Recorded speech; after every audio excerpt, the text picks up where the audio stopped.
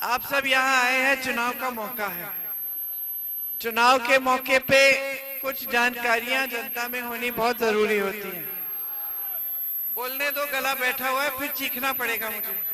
थोड़ा शांत हो जाओ। तो इस चुनाव में कांग्रेस के प्रत्याशी मेरे बड़े भाई राहुल गांधी जी हैं। आपने सुना होगा उनके बारे में। वो सोनिया जी के बेटे हैं, मेरी तरह मैं बेटी हूँ। सोनिया जी आपकी सांसद रही हैं 20 सालों से। यहाँ रायबरेली में जितने बड़े बड़े काम हुए सब ज्यादातर सोनिया जी के कार्यकाल में हुए। यहाँ रेल कोच फैक्ट्री खुली लालगंज में, एनटीपीसी, सेल, ये सब चीजें, एम्स का बड़ा अस्पताल, ये सब चीजें सोनिया जी लाई। बड़ी बड़ी सड़कें जो रायबरेली को देश भर से जोड़ती हैं, ये सब भी वही लाई रायबरेली में। तो ये सब इसलिए हुआ क्योंकि कांग्रेस पार्टी की हमारी जो विचारधारा है, जो राजनीतिक हमारी सभ्यता है, वो यही है कि हमें काम करके दिखाना है और हम अपना वोट अपने काम के आधार पर ही मांगेंगे। अगर आप काम से संतुष्ट हैं तो आप हमारा समर्थन करेंगे। अगर आप काम से संतुष्ट नहीं हैं तो फिर हम आपकी बातें सुनकर, आपकी समस्याओं को समझकर अपना काम और दुरुस्त करेंगे। यही हमारी हमेशा सभ्यता रही है। यही इंदिरा जी की सभ्यता थी, उन्होंने हमें सिखाई। उन्होंने हमेशा दिन रात एक करके आपके लिए काम किया। आपके घरों में आती थी, प्रधानमंत्री थी, फिर भी पैदल चल के आपके घरों में आती थी, झुककर आपकी बातों को सुनती थी। आप कभी कभी डांट भी देते कि बहन जी हमारे लिए ये काम नहीं हुआ, तो उस काम को करके फिर पूरा करके आपको देते। तो ये एक सभ्यता आप ही की सभ्यता है जो आपने हम सबको सिखाई। यहाँ की जनता हमेशा जागरूक रही। आजादी के आंदोलन से पहले से यहाँ के किसान आंदोलन करते थे ब्रिटिश साम्राज्य के खिलाफ। तो ये जागरूकता, ये राजनीतिक चेतना हमेशा आप में रही है। तो आज आपको ये समझने की जरूरत है कि देश में परिस्थितियां क्या बनी हैं। मेरी बहनें यहाँ बैठी हैं। महंगाई इतनी हो गई है कि आप जब दुकान जाती हैं कुछ खरीदने के लिए तो पूरा सामान लेके वापस नहीं आती, आधी चीजें छोड़ देती हैं। आज आपका बच्चा बीमार पड़ता है तो घबराहट होती है कि इलाज कैसे कराएंगे। बच्चे की शिक्षा करनी पड़ती है, फीस भरने के लिए घबराहट होती है। आपको नई वर्दी खरीदनी है तो सोचते हैं कि चलो थोड़ी देर में खरीद लेंगे। अब लगा दिया है सरकार ने, जीएसटी की वजह से सारे सामान महंगे हो गए हैं। ऊपर से पेट्रोल डीजल महंगा है, ऊपर से आपको उपज का सही दाम नहीं मिलता, आपका नुकसान होता है तो भुगतान नहीं मिलता। तो तमाम मुश्किलें हैं जिनका आप सामना कर रहे हैं। इसी तरह से नौजवान को आप शिक्षित करते हैं, बच्चे को पढ़ाते हैं और बच्चा रोजगार नहीं पाता। 27-28 साल का हो जाता है, कोई भर्ती की परीक्षा भी दी हो, फिर भी कमाई पूरी नहीं, फिर भी रोजगार नहीं मिलता। तो पूरे देश भर में जो गरीब जनता है, जो किसान है, जो नौजवान है, जो मेरी बहनें हैं, जो मजदूर हैं, सबका जीवन और भी ज्यादा मुश्किल हो गया है। आपके लिए कोई ऐसी नीति नहीं लाए मोदी जी जिससे आपको राहत मिले, आपके जीवन में तरक्की आए। आज देश में सबसे ज्यादा बेरोजगारी है। 45 सालों में इतनी बेरोजगारी नहीं रही जितनी आज है। 70 करोड़ लोग बेरोजगार हैं आज। और जैसे मैंने कहा आप पढ़ाएंगे लिखाएंगे भी, शिक्षित भी होगा बच्चा, तो भी कोई गारंटी नहीं है कि रोजगार मिलेगा। तो एक तरफ आपकी ये परिस्थितियां हैं, दूसरी तरफ देश के खरबपतियों को देखिए। 22 ऐसे खरबपति हैं जिनके पास इतनी संपत्ति है कि देश की आधी जनता से ज्यादा संपत्ति है। तो समझिए कि मोदी जी ने इन 22 लोगों को मजबूत बनाने के लिए देश की सारी संपत्ति लगभग इनको दे रखी है। देश के बंदरगाह, देश के हवाई अड्डे, देश का सारा कोयला, सारे खदान, देश की बिजली, देश का पावर, सारा इनको दे रखा है, सारा इनको दे रखा है। ऊपर से 16 लाख करोड़ का कर्ज इनका माफ कर दिया।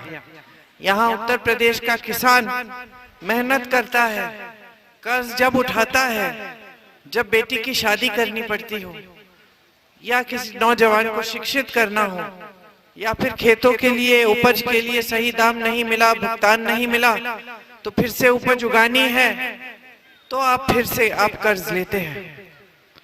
यहाँ के किसान 1 लाख रुपए, 50,000 रुपए चुका नहीं पाते, इसलिए आत्महत्या कर देते हैं। और मोदी जी की सरकार में किसानों के लिए 1 पैसे की राहत नहीं है। बड़े बड़े खरबपतियों को 16 लाख करोड़ रुपए कर्ज माफ कर रहे हैं और किसानों का 1 रुपया माफ नहीं करते। तो परिस्थितियां ये हैं कि देश का गरीब, देश का मिडिल क्लास संकट में है और गरीब होता चला जा रहा है, और देश का खरबपति और अमीर हो रहा है। प्रधानमंत्री चुनाव के समय आपके सामने आते हैं तो एक बार ये शब्द महंगाई, बेरोजगारी इनके मुंह से नहीं निकलते, एक बार नहीं निकलते। ये आपके बीच आते हैं तो आपका ध्यान भटकाते हैं, अलग अलग बातें करते हैं।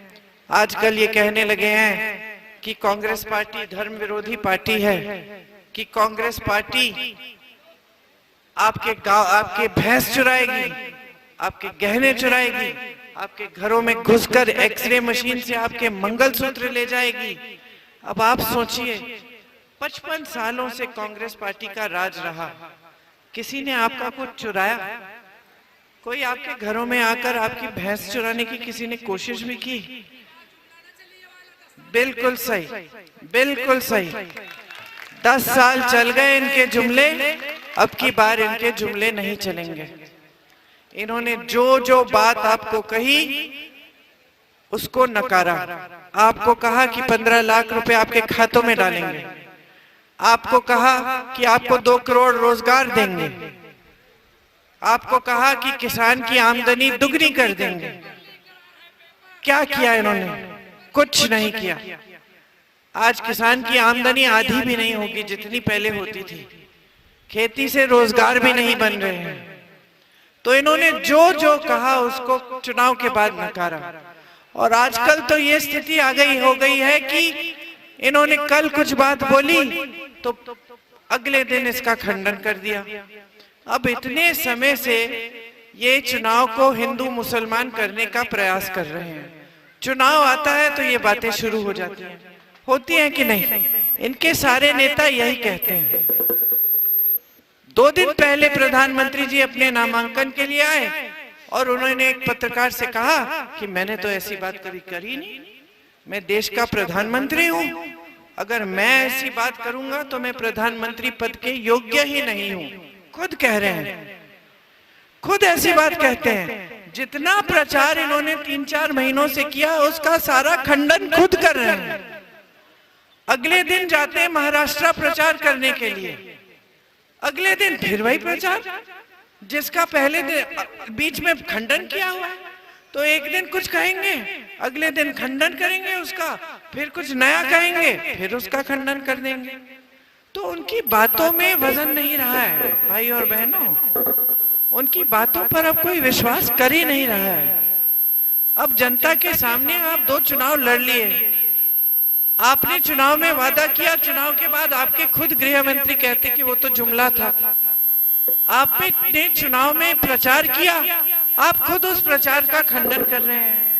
तो अब जनता समझ रही है कि आप हल्के हो गए हैं, कि आप जनता के बीच आते नहीं हैं, कट चुके हैं जनता से। जब दिखते हैं बड़े बड़े मंचों पे दिखते हैं, जब दिखते हैं तो साफ सुथरे कपड़े, बड़े बड़े सेठों के साथ खड़े हुए हैं, बड़े बड़े नेताओं के साथ, जनता के बीच नहीं दिखते।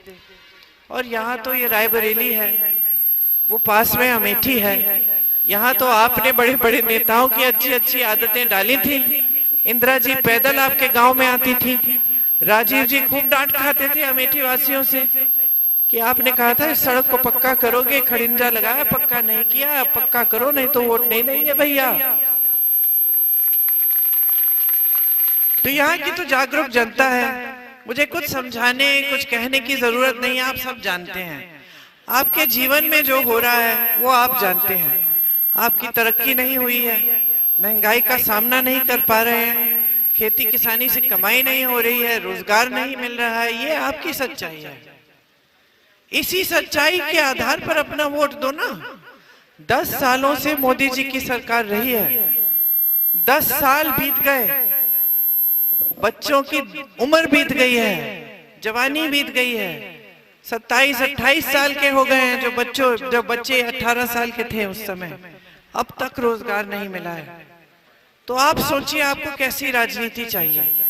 आपको ऐसी राजनीति चाहिए जिसके नेता आपके प्रति जवाबदेही नहीं हो।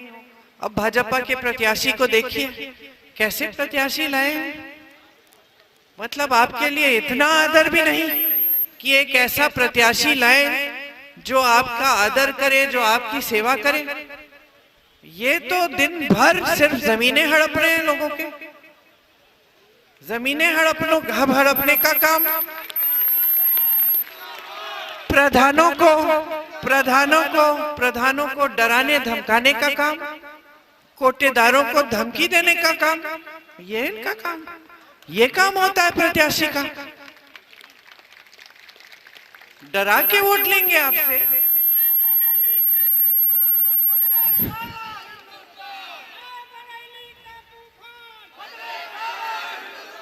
ये हमारी पूरी विचारधारा के विपरीत है, कांग्रेस की पूरी विचारधारा के विपरीत है। कांग्रेस की विचारधारा ये है कि बड़े से बड़ा नेता जानता है, नेता बनाने वाले आप हैं। बड़े से बड़ा नेता जानता है कि मंच पे खड़ा करने वाले आप हैं, कि आपके समर्थन के बिना कुछ नहीं है। और ये ऐसे अहंकार के साथ आपके बीच आते हैं, मारपीट करते हैं। ये इनकी हरकतें आप बर्दाश्त मत करो, बर्दाश्त करने की जरूरत नहीं है, हम सब हैं, डरो मत। बल्कि इनको जनता की शक्ति दिखाओ, ये आपकी शक्ति से डरे हैं। ये जो वोट है आपका, इससे डरे, समझें कि आप वोट उसको देंगे जो उनके आपके लिए काम करेगा, और जो डराएगा धमकाएगा कोटेदारों को, प्रधानों को, जनता को, उसके लिए कोई जगह नहीं है रायबरेली की राजनीति में।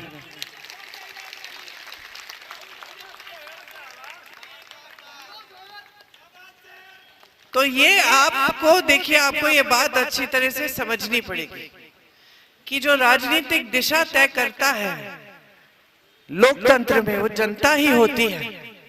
आप यहां से तय करो, देश भर में संदेश भेजो, हमें सच्चाई की राजनीति वापस चाहिए। हमें वो राजनीति वापस चाहिए जिसका एक एक नेता श्रद्धा से हमारे प्रति आदर दिखाए, हमारे लिए काम करे। राहुल गांधी जी को देखिए, 400 किलोमीटर पैदल चले हैं कन्याकुमारी से कश्मीर, मणिपुर से मुंबई तक चले,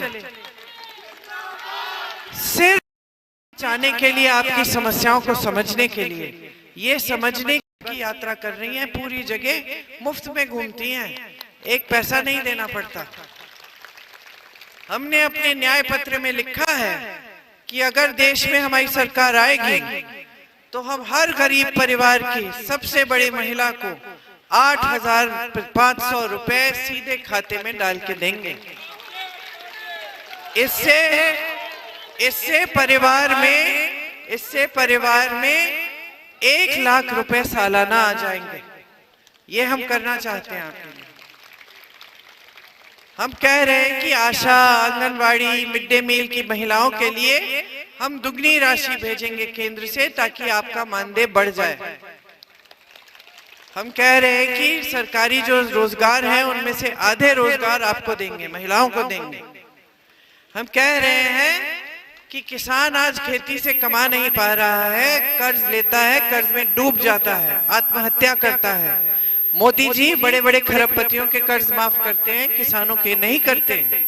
इसीलिए हम कह रहे हैं कि आपके कर्ज माफी के लिए हम एक स्थायी आयोग बनाएंगे, जिससे जब जब आपको संकट हो आप उस आयोग में जाकर सुविधा उसकी उठा सकेंगे, ले सकेंगे।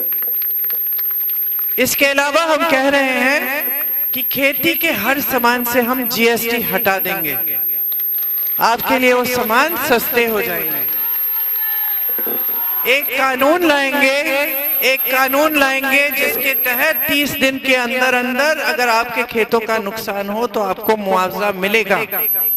हमने छत्तीसगढ़, राजस्थान और मध्य प्रदेश में किसानों के कर्ज माफ करके दिखाया है। आज के दिन, आज नहीं, जब हमारी सरकार थी छत्तीसगढ़ में, अभी 6 महीने से नहीं है, लेकिन जब तक हमारी सरकार थी हमने आवारा पशु की समस्या खत्म कर दी थी। हमने गौशालाओं को मजबूत किया। गौशालाओं में हमने स्वयं सेवा समूह जोड़े महिलाओं को रोजगार दिया। जो दूध मिलता था उसमें से खोया, पनीर, मिठाई, ये सब चीजें बनाना, उसकी पैकेजिंग सिखाई ताकि महिलाएं उनको बेच पाए। उसके अलावा सरकार ने गोबर खरीदा। जब सरकार ने कहा कि हम गोबर खरीदेंगे, जनता ने पशु रखना शुरू किया क्योंकि उससे आमदनी मिल रही थी, और इस तरह से सारी समस्या हल हो गई। जनता भी खुश थी, जानवर भी खुश था, सरकार भी खुश थी। नौजवानों के लिए हम ये जो 30 लाख सरकारी पद आज मोदी जी की सरकार में खाली हैं, उन 30 लाख पदों को हम भरेंगे।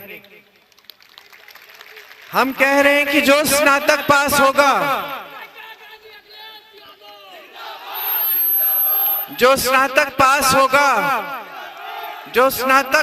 होगा उसके लिए हम एक स्कीम लाएंगे जिसको हम कहेंगे अप्रेंटिसशिप स्कीम, ताकि जब स्नातक पास होंगे आप तो आपको बड़े सरकारी कारखानों में अप्रेंटिसशिप मिलेगी, जिससे आपके 1 साल में 1 लाख रुपए साल बन जाएंगे। 5,000 करोड़ रुपए का हम फंड लाएंगे ताकि आप जब अपना छोटा कारोबार शुरू करना चाहें, छोटा बिजनेस शुरू कर पाए, तो नौजवानों के लिए हम सुविधा देंगे। पेपर लीक के खिलाफ सख्त से सख्त कार्रवाई का कानून लाएंगे। मजदूरों के लिए हम दिहाड़ी को 400 रुपए न्यूनतम कर देंगे। इससे कम दिहाड़ी कोई नहीं दे पाएगा आपको। जैसे गांव में हमने मनरेगा दिया है, वैसे हम शहरी मनरेगा बना के देंगे, ताकि शहरों में भी आपको रोजगार की गारंटी मिले। 25 लाख का स्वास्थ्य बीमा हमने राजस्थान में दिया। मतलब बहनों, जो भी बीमार पड़ जाता था, जितना भी बड़ी बीमारी हो, जितना इलाज हो, चाहे कैंसर का ट्रीटमेंट हो, चाहे हार्ट की ऑपरेशन हो, चाहे ब्रेन की सर्जरी हो, वो सारा हमारी राजस्थान में प्रदेश सरकार दे रही थी। 25 लाख तक सारा का सारा इलाज मुफ्त था। उसी तरह से देश भर में हम ये लागू करना चाहते हैं कि गरीब परिवारों के लिए 25 लाख तक सारी स्वास्थ्य की सुविधाएं, कुछ भी हो, एक्सरे हो, कुछ भी हो, सारा मुफ्त में होगा। तो ये सब हम आपके लिए करना चाहते हैं। तो आप राहुल जी के हाथ मजबूत करेंगे, उनको भारी बहुमत से जिताएंगे। मन बना लिया है। देखिए, इनसे अच्छा सांसद आपको नहीं मिलेगा। माता जी सांसद थी, फिर भी कह रही हैं, सच्चे दिल के हैं, सच बोलने से बिल्कुल डरते नहीं हैं, पीछे नहीं हटेंगे। अगर न्याय की लड़ाई है, आपके साथ कंधे से कंधा मिलाकर लड़ेंगे, चाहे कुछ भी हो जाए, पीछे नहीं हटेंगे। मोदी जी ने खूब कोशिश की, डराने, धमकाने, दबाने की खूब कोशिशें की। बहुत सारे मुकदमे डाल दिए इन पे, जैसे यहाँ आपके प्रत्याशी आप लोगों पे डालते हैं मुकदमे फर्जी, उस तरह से मोदी जी भी कोई कम नहीं है, उन्होंने भी डाले भैया पे। कहाँ गुजरात में डाल दिया, कहीं बिहार में डाला, कहाँ महाराष्ट्र में डाल दिया, ताकि भैया को इधर उधर जाना पड़े कचहरी। गए, फिर भी झुके नहीं। परिवार के हर सदस्य के बारे में अपशब्द बोले। इंदिरा जी जैसी शहीद को देशद्रोही कहा। राजीव जी जैसे शहीद को देशद्रोही कहा, झूठ फैलाए। आपके यहाँ दुर्दुरिया में आके इनके कार्यकर्ताओं ने कहा कि भगवान का नाम लो और भाजपा को वोट दो। ये सारे काम इन्होंने किए। भैया को झुकाने की सारे प्रयास जितने भी हो सकते थे संसद से निकाल दिया, घर से निकाल दिया। एक कमरे में रहते हैं माँ के घर में, उनको कोई फर्क नहीं पड़ा। वो लड़ते रहेंगे, लड़ते रहेंगे, लड़ते रहेंगे जब तक इस देश की संपत्ति वापस आपके हाथों में नहीं आए, जब तक इस देश का लोकतंत्र फिर से वो मजबूत लोकतंत्र नहीं बने, जब तक इस देश की राजनीति फिर से सच्चाई की राजनीति न हो, तब तक राहुल गांधी आपके लिए लड़ते रहेंगे, हटेंगे नहीं, झुकेंगे नहीं। तो आप भी मन बना लो, भारी बहुमत से जिताओ। एक बार मेरे साथ बोलो, राहुल गांधी, राहुल गांधी, राहुल गांधी। और अभी अशोक सिंह जी हमारे पूर्व विधायक जी थे, आप भी आए हुए हैं यहाँ, पहली बार अपनी पत्नी को लेके भी आए हैं। आपका यहाँ बहुत बहुत मैं आभार प्रकट करना चाहती हूँ कि आप सब यहाँ आए हमारी मीटिंग में। और आप सबको भी धन्यवाद कि आपने मेरी बातों को इतनी ध्यान से सुना।